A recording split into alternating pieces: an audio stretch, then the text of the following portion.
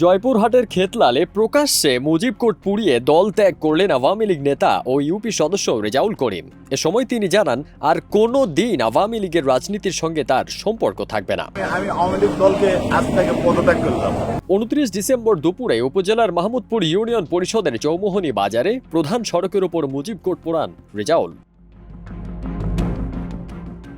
রেজাউল করিম জেলার মাহমুদপুর ইউনিয়ন পরিষদের মেম্বার ও ইউনিয়ন আওয়ামী লীগের যুগ্ম আহ্বায়ক বলে জানা গেছে। তার মুজিব কোর্ট পোড়ানোর ভিডিওটি সামাজিক যোগাযোগ মাধ্যমে ছড়িয়ে পড়লে ব্যাপক চাঞ্চল্যের সৃষ্টি হয়।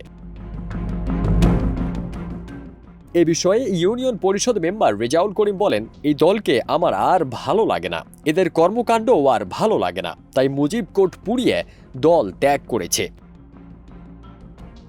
ফারদিন সানি, দেশ রূপান্তর।